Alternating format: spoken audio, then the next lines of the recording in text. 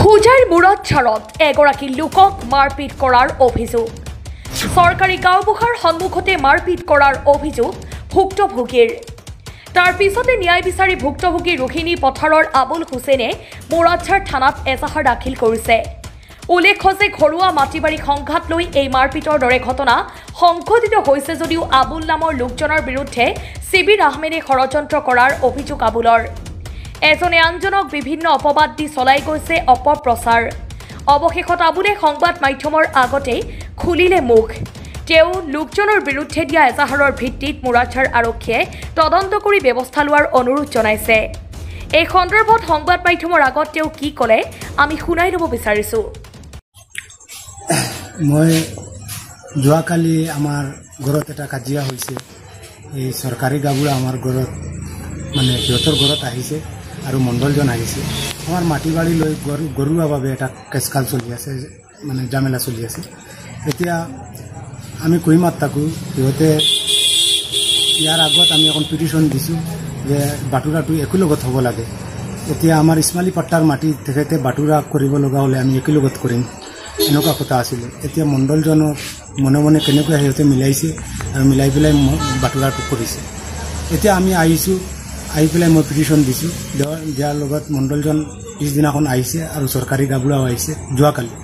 অহাৰ পাছত ইয়াত বহি পেলাই কথাখিনি হৈছে। চৰকাৰী গাঁওবুঢ়া আছিলে আৰু হঠাৎ কৰি পেলাই মোক ধৰি পেলাই মাৰপিট কৰিছে সিহঁতে। পিছত গাঁওবুঢ়াখিনিয়ে চব মানুহে কৈছে যে তোমালোকে বেয়া কাম কৰি আছা।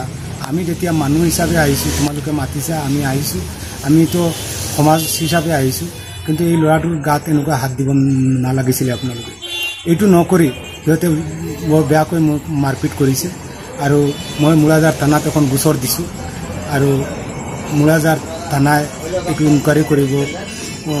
শংকৰদেৱ নগৰৰ পৰা মই আদালতত এখন গোচৰ আনিছোঁ তাৰ পৰা, আৰু এইটো তদন্ত চলি আছে। এতিয়া গৰুৱা মেটা, আমাৰ গৰুৱা মাটিখিনি সিহঁতে আমাৰ ভাই ককাইৰ মাজত কাজিয়া। এতিয়া মাটি লৈ, এতিয়া মোৰ নামৰ মাটি যোনখনি আছে, এতিয়া কোনোবাই যদি কয় মই কিনি লৈছোঁ, এইটো কিবা তথ্য দিব লাগিব, হাতুৱা কাগজ হ'লেও এখন লাগিব। আমি এনেকুৱা কোনো মাটি বিক্ৰীও কৰা নাই। মোৰ দেউতাকৰ সম্পত্তি সিহঁতে যিমান পাইছে মই সিমানখিনি পাইছোঁ। কিন্তু এতিয়া সিহঁতে ক'ব বিচাৰি আছে এই মাটিখিনি সিহঁতক তাৰ নামত আমি কৰি দিব লাগে। কিয় দিব লাগে আমি? এতিয়া এইবিলাক কথা লৈ এই যে মানে মনাই আৰু শিবিৰ আহমদ, উফৰিয়া শিবিৰ আহমদ, এইজন মানুহে মানে এইবিলাক ষড়যন্ত্ৰ কৰি আছে যে মানে আমাক কেনেকুৱা মানে বিপদে পৰিচালিত কৰিব পাৰে বা মানুহৰ আগত বেজ্জতি কৰিব পাৰে। আমি এনেকুৱা মানুহ নহয়। এই সমাজখনে চব মানুহে জানে যে আবুল কেনেকুৱা মানুহ, কিন্তু সি মানুহটো 2 নম্বৰী মানুহ। আমি কোৱা নাই। এই সমাজ মুৰাজাৰৰ ৰাইজে যদি নকয় যে এই মানুহটো ল'ৰাটো দিন ৰাতি মদ খাই ঘূৰি ফুৰি থাকে আৰু গৰু ৰাতি 3টা বজাত গৰু কাটে সিহঁতৰ ঘৰৰ পিছফালে, চব মানুহে জানে। মোৰ কথা বাদ দিয়ক, এইটো তদন্ত পুলিচে কৰিলে পাব। ৰাতি 3টা বজাৰ আগত গৰুখিনি কাটি শেষ কৰি দিয়ে। পিছত যেনেকুৱা কোনো মানুহে গম নাপায়। এই আমি আমাৰ কথা নহয়, মুৰাজাৰ ৰাইজ গড় ক'ত আৰু মুৰাজাৰৰ মানুহে গম পায়।